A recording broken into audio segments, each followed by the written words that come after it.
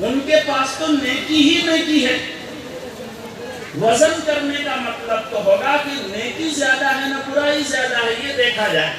انبیاء کرام کے پاس تو نیکی ہی نیکی ہے، تو وزن کر کے کیا فائدہ؟ تو انبیاء کے اعمال کا وزن نہیں ہوگا۔ علامہ ابن حجر رحمۃ اللہ علیہ فرماتے ہیں کہ اسی طرح وہ مومنین مخلصین جن کے پاس نیکی ہی نیکی ہو، گناہ بالکل نہ ہو، ان کے عمل کا بھی وزن نہیں ہوگا۔ چنانچہ حدیث میں ہے کہ 70,000 مومنین بغیر حساب کتاب کے جنت میں داخل کیے جائیں گے۔ ان کا حساب کتاب نہیں ہوگا تو وزن بھی نہیں ہے، کیونکہ ان کے پاس گناہ ہی نہیں، نیکی ہے۔ علماء نے فرمایا اگر یہ بات ہے تو ان کفار کا جس کے پاس کوئی نیکی نہیں ہے، ان کے اعمال بھی وزن نہیں کیے جائیں گے۔ مرتے ہی لے تو جوتا دے جوتا شروع، کوئی حساب کوئی وزن نہیں، کیونکہ نیکی تو ہے ہی نہیں۔ ہاں وہ کفار جو کچھ نیکی کا کام بھی دنیا میں کرتے ہیں، غریبوں کی مدد کر دیے، یتیموں کی مدد کر دیے، کسی بھوکے کو کھانا کھلا دیا، کسی جو ہے پیاسے کو پانی پلا دیا، ان کے اعمال کا وزن ہو۔ اور دیکھیے گنتی نہیں ہوگی، وزن ہو، کوالٹی دیکھی جائے گی، گنتی نہیں ہوگی کتنی نیکی کتنا جو ہے گناہ، یہ نہیں دیکھا جائے۔ اس لیے کہ امام بخاری نے پہلی حدیث اخلاص عمل کی بیان کی۔ اخلاص کے ساتھ چھوٹا سا عمل بھی بہت وزنی بن جائے گا۔ ایک فاحشہ عورت جو کتا کو اخلاص سے پانی پلا دی، پوری زندگی کا سب گناہ معاف۔ وہ ایک عمل اخلاص کی وجہ سے اتنا وزنی ہو گیا کہ تمام گناہوں سے اس کا وزن بڑھ گیا۔ اس لیے وزن ہوگا، گنتی نہیں ہوگی، یعنی کوالٹی دیکھی جائے گی۔ یہ نہیں کہ ہم بہت کارنامے انجام دے رہے ہیں، نہیں، اخلاص کے ساتھ دے رہے ہیں یا نہیں۔ اخلاص کے ساتھ تھوڑا عمل ہو تو اللہ کی نگاہ میں مقبول اور منظور ہوگا۔ اور اگر اللہ نہ کرے بہت عمل کر رہے ہیں، جو پوری بخاری شریف پڑھ لیے پڑھا دیے، اللہ حفاظت فرمائے، اخلاص نہیں ہے، بیکار، اس کا کوئی وزن نہیں ہوگا، الٹا یہ وبالے جانتا ہے۔ تو وزن ہوگا اعمال کا۔ آگے امام بخاری رحمۃ اللہ علیہ کچھ تحقیقات کر رہے ہیں، ان میں سے ایک بات صرف بچوں کو بتا رہے ہیں، اگر آپ لوگ نہ سمجھیں تو کوئی بات نہیں، ایک دو بات ایسی آنی چاہیے جن کو سب لوگ نہ سمجھیں، ورنہ سب لوگ پھر بخاری چلانے لگیں گے۔ اسی لیے کچھ باتیں ایسی بھی آنی چاہیے کہ سب لوگ نہ سمجھیں، تاکہ سمجھیں کہ نہیں، بخاری شریف میں کچھ ایسی بھی باتیں ہوتی ہیں جو ہمارے سمجھ سے اوپر۔ چنانچہ امام بخاری نے ایک لفظ کی تحقیق کی ہے کہ کس یہ مجرد سے اس میں فاعل ہو تو قاسط، اس کا معنی آتا ہے ظالم۔ قرآن میں وَأَمَّا الْقَاسِطُونَ فَكَانُوا لِجَهَنَّمَ حَطَبًا، اور قسط ہی سے مشتق ہے مقسط باب افعال سے، تو اس کا معنی آتا ہے انصاف، منصف۔ اکثر علماء یہی کہتے ہیں کہ اصل میں یہ ازداد میں سے ہے، قسط کا معنی ظلم بھی ہے، قسط کا معنی انصاف بھی ہے۔ وہ اگر مجرد سے ہو قاسط تو اس کا معنی ہوگا ظالم، اور اگر مزید فی سے باب افعال سے ہو تو اس کا معنی ہوگا منصف۔ مگر ہمارے بزرگوں کی توجہ کی برکت سے آپ کو لائٹ خراب دکھ رہی ہوگی، دارالعلوم دیوبند کے مائناز محدث تشریف لانے والے تھے، ان کی جگہ ہمارے بزرگوں نے مجھے بیٹھا دیا۔ لائٹ چمکدار گرچہ نہیں ہے، مگر پیچھے جو بیٹری ہے وہ بیٹری وہی ہے جو دارالعلوم دیوبند کے حضرت کے پیچھے بیٹری ہے، یعنی ہمارے اکابر، ہمارے اسلاف کی توجہ۔ تو ان بزرگوں کی توجہ سے اس بندے نے یہ تحقیق کی کہ نہیں، ایسا بھی ہو سکتا ہے کہ ازداد میں سے بھی ہو، اور ایسا بھی ہو سکتا ہے کہ یہ الگ الگ لفظ ہے۔ کس قسط، قسط لغت میں 3 لفظ آتا ہے۔ قسط کا معنی تو ہے عود ہندی، عود جو یہاں پر اگر عود عطر نکالتے، قسط کا معنی ہے، اور قسط کا معنی ہے انصاف، اور قسط کا معنی ہے ظلم۔ یہ 3 الگ الگ لفظ ہیں، حرکت کے اعتبار سے معنی بدل گیا۔ تو یہ قاسط یہ قسط سے مشتق ہے، جس کا معنی ظالم، اور مقسط یہ قسط سے مشتق ہے جس کا معنی ہے منصف۔ اگر یہ مان لیں تو پھر ایک لفظ کا دو معنی نہیں ہوگا۔ ویسے عربی میں ایک لفظ کے بہت سارے معنی ہوتے ہیں، اس میں بھی کوئی حرج نہیں، لیکن لغات میں یہ تین لفظ کے تین معنی لکھے ہیں، قسط، قسط، قسط۔ تو اس اعتبار سے قاسطون یہ قسط سے مشتق ہے اور مقسطون یہ قسط سے مشتق ہے۔ اس اعتبار سے دو لفظ کا الگ الگ معنی ہو گیا۔ یہ ہمارے بچوں کے لیے بتایا، آپ حضرات جو علماء ہیں وہ تو سمجھے ہی، اور جو نہیں سمجھے کوئی بات نہیں ہے۔ آگے امام بخاری رحمۃ اللہ علیہ آخری حدیث بیان کر رہے ہیں۔ حضرت عجیب و غریب ذہین فطین آدمی تھے، ہر جگہ ہر بات میں نقطہ ان کے ذہن میں ہوتا تھا۔ پہلی حدیث امام بخاری نے حمیدی کی لائے اور آخری حدیث احمد کی لائے ہیں۔ حمید کا معنی تصغیر، کم تعریف کرنے والا، اور احمد اس میں تفضیل، بہت زیادہ تعریف کرنے والا۔ امام بخاری رحمۃ اللہ علیہ پہلے راوی حمیدی اور آخری راوی احمد دونوں کو جمع کر کے کہنا چاہ رہے ہیں کہ دیکھو ہر حال میں اللہ کی تعریف کرو، اول آخر للہ الحمد اولا وآخر، ہر حال میں اللہ کی تعریف کرو، بلکہ اللہ کی تعریف کرنے میں تمہاری ترقی ہو۔ کتاب شروع کیے تھے اس وقت جتنی تعریف کیے تھے وہ تو تصغیر، لیکن جب ختم کیے تو اللہ کی خوب تعریف کرو، یہ اس میں تفضیل ہے۔ امام شیخ سعدی رحمۃ اللہ علیہ کا واقعہ ہے کہ حضرت کے پاؤں میں چپل نہیں تھی، وسعت اتنی نہیں تھی کہ چپل خریدیں۔ ایک دن مسجد میں اللہ سے بہت شکوہ کیے، گر گرائے کہ اللہ دن رات آپ کی منقبت، آپ کی عظمت بیان کرنے میں لگا ہوا ہوں، آپ کے دین کی خدمت کرنے میں لگا ہوا ہوں، لیکن اتنی بھی وسعت نہیں ہے میرے پاس کہ میں پاؤں میں چپل پہنوں، چپل خریدوں۔ اور دنیا کے کتنے فاسق، فاجر، شرابی، کبابی ہیں، ان کو آپ بہت مال دے رکھے ہیں۔ یہ اللہ سے انہوں نے شکوہ کیا اور مسجد سے باہر نکلے تو پہلی نگاہ ان کی ایک اپاہج پر پڑی جو سرین کے بل گھسٹ کر چل رہا تھا، پاؤں ہی نہیں تھا بیچارے کا۔ اور حضرت شیخ سعدی پر الہام ہوا کہ سعدی اللہ کا شکر ادا کرو، پاؤں تو ہے، اس بیچارے کے پاس پاؤں بھی نہیں۔ اس لیے میرے عزیز طلبہ ہر حال میں اللہ کا شکر ادا کرنا چاہیے۔ آپ کو درسگاہ میں اس طرح کے بہت سارے واقعات سنائے گئے ہیں، جہاں بھی جائیں، جس میدان میں بھی جائیں، چاہے وہاں کی دال پتلی ہو یا گاڑھی، چاہے تنخواہ کم ہو یا زیادہ، جس حال میں رہیں اللہ کی تعریف کریں کہ اللہ کا شکر ہے، اللہ نے ہمیں جس حال میں رکھا ہے۔ ہم سے بھی کم جو ہے دنیا کے اعتبار سے پریشان لوگ دنیا میں، چنانچہ آپ ترمذی شریف کے اخیر میں حدیث پڑھے ہیں کہ دنیا کے اعتبار سے ہمیشہ اپنے سے کمتر آدمی کو دیکھو کہ میرا یہ جبہ کا کرتا جو ہے 50 روپے میٹر والا ہے، کہ حضرت کا تو 500 روپے میٹر والا ہے، تو کہ فوراً دیکھو کہ کسی کا مل جائے گا جس کا 20 روپے میٹر والا ہو۔ 20 روپے والے میٹر والے کو دیکھو گے تو ہمیشہ اللہ کا شکر ادا کرو۔ چنانچہ جو ہے ترمذی شریف میں بزرگ کا واقعہ پڑھے ہیں کہ میں غنیوں مالداروں کی صحبت اختیار کر کیا تھا تو بہت پریشان رہتا تھا، بڑے بڑے لوگوں کے گھر میں جاتا تھا، قلم دیکھتا اور کچھ دیکھتا، دل میں یہ تقاضا ہوتا کہ مجھے بھی اسی طرح ملے، اور پھر میں فقراء غرباء کی صحبت اختیار کیا تو وہ سکون میں آ گیا، ہر وقت اللہ کا شکر ادا کرنے لگا۔ اس لیے عزیز طلبہ کرام، اللہ تعالیٰ آپ کو جس میدان میں دینی خدمت کے لیے قبول فرمائیں، وہاں جو پریشانیاں ہوں، جو ہے دقتیں ہوں، ان کو برداشت کریں اور سمجھیں کہ اللہ کا شکر ہے اللہ نے اس حالت میں رکھا ہے، اور آپ وارثین انبیاء بن رہے ہیں۔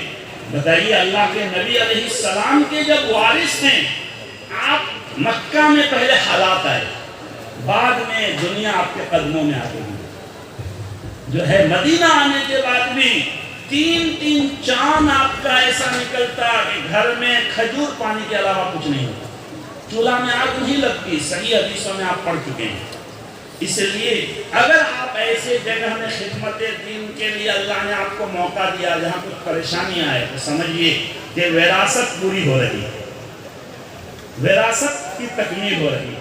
نبی علیہ السلام کی زندگی کا معاملہ بھی ایسا ہی تھا، پہلے پریشانی آئی، انہی پریشانی کی جگہوں میں اللہ نے پھر جو ہے فتوحات کے دروازے کھول دی۔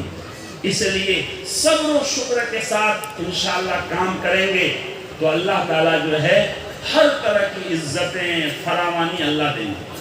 چنانچہ حدیث پڑھ چکے ہیں، ایک حدیث میں ہے کہ 2 بھوکے بھیڑیے کو بکریوں کے ریوڑ پر چھوڑ دیا جائے تو وہ اتنا نقصان نہیں پہنچائیں گے جتنا نقصان آدمی کو حب مال اور حب جاہ ان کے دین کو نقصان پہنچا ہے کہ نہیں مجھے پیسہ خوب ملے، مجھے عزت بہت ملے، نہیں، بلکہ ہم سوچیں کہ ہمارے مقدر میں جو ہے وہ ملے گا۔ اللہ کو راضی کرنے کے لیے خدمت کریں گے، صبر کریں گے تو انشاءاللہ اللہ اسباب مہیا کرتے رہیں گے۔ یہ امام بخاری رحمۃ اللہ علیہ حمیدی اور احمد سے ہم کو سبق دیے ہیں۔ بخاری شریف میں اور بھی کئی جگہ آئی ہے، میں بچوں سے مذاق کرتا ہوں جب وہ بخاری میں حدیث آتی ہے کہ بھائی یہ حدیث تو جو ہے 50,000 کی ہے، فری میں پڑھا رہے ہیں، کیونکہ جہاں بھی ختم بخاری شریف کا پروگرام ہوتا ہے بڑے مہمان کو، ہمارے معزز جو ہے ہستیوں کو بلایا جاتا ہے، 50,000 اس میں خرچ ہوتا ہے، تو میں کہتا ہوں کہ 50,000 کی ہے مگر آخری والی، پہلی والی نہیں، بیچ والی نہیں۔ تو یہ حدیث پہلے بھی آئی ہے۔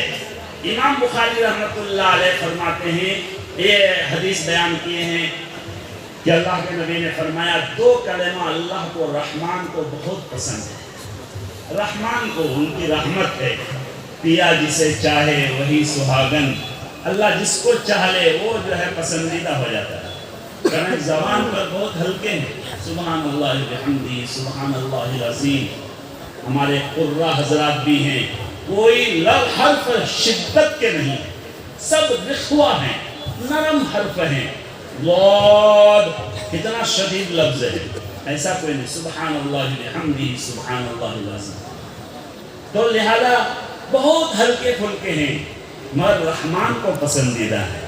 جب رحمان کو پسندیدہ ہیں تو یقیناً عمل کے ترازو میں تو وزنی ہوں گے، اسی لیے ہماری نگاہ میں ہمیشہ یہ ہونا چاہیے کہ ہم عمل رحمان کو پسند کرانے کے لیے کریں کہ میرا اللہ راضی ہو جائے، میرے اللہ کو پسند آ جائے۔ خدا کی قسم اللہ کو اگر چھوٹا سا عمل پسند آ گیا ہمارا بیڑا پار، اور بڑا بڑا کارنامہ ہم نے انجام دیا مگر رحمان کو پسند نہیں آیا تو پھر جو ہے ہماری ستیانت۔ تو رحمان کو اپنے فضل اور رحمت سے یہ 2 کلمہ پسند ہیں، سبحان اللہ بحمدہ سبحان اللہ العظیم، کیونکہ ان دونوں کلمہ میں اللہ کی بڑائی بھی ہے، تنزیہ بھی ہے کہ اللہ ہر عیب سے پاک ہے۔ سبحان اللہ کا ہی مطلب الحمدللہ، اللہ تمام خوبیوں کا مالک، ہر طرح کی اچھی صفات کا اللہ مالک، اور ہر برائی ہر عیب سے پاک ہے۔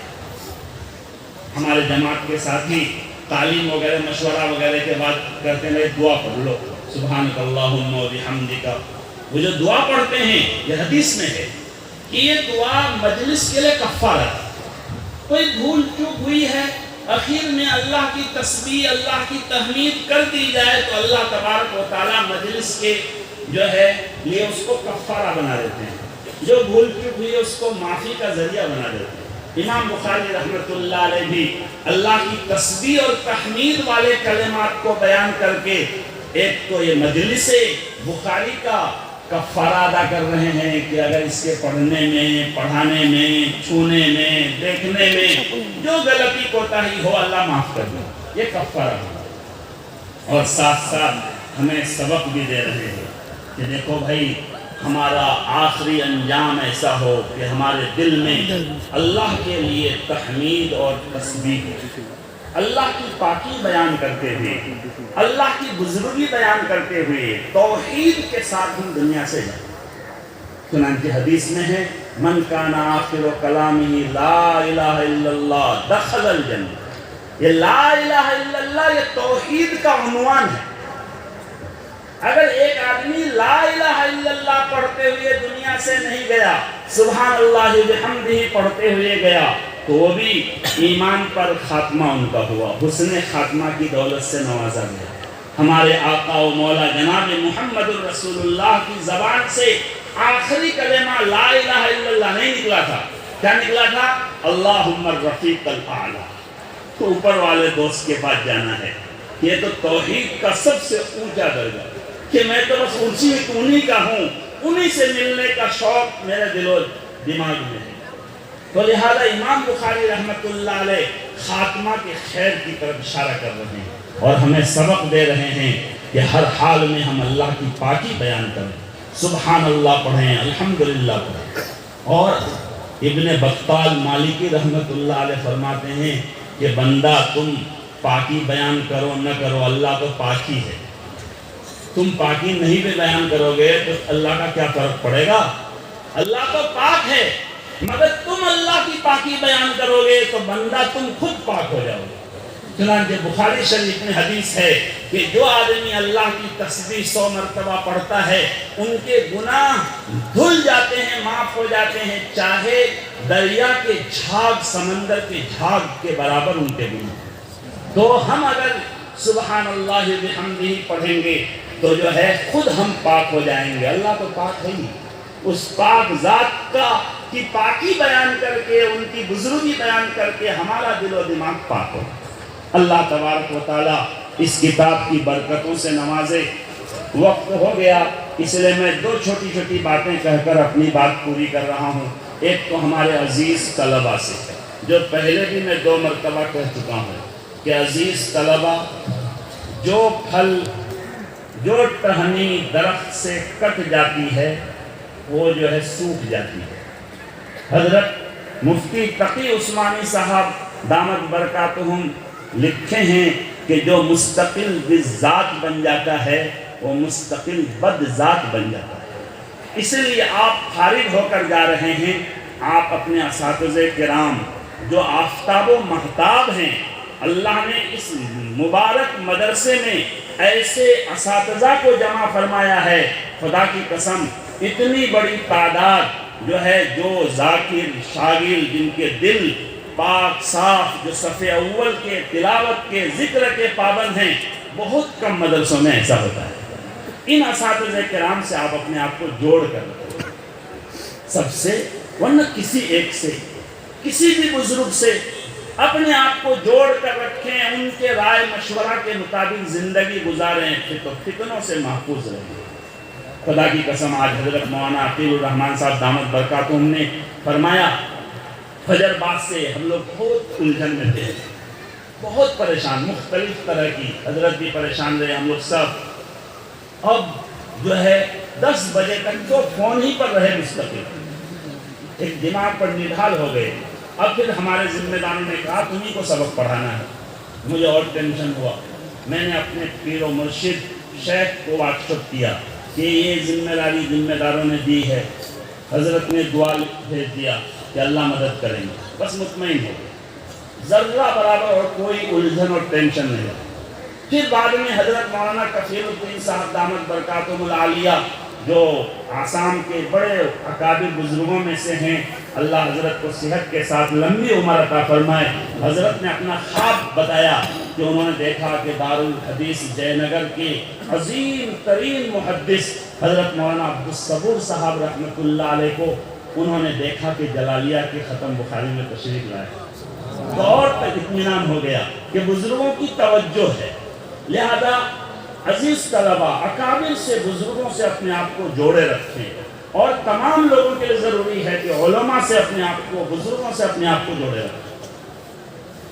آخری بات کہ آپ سب جو ہے ختم بخاری شریف کے موقع سے زیادہ دعا ہی کے لیے آتے ہیں، اور واقعتاً علماء کا یہ تجربہ ہے۔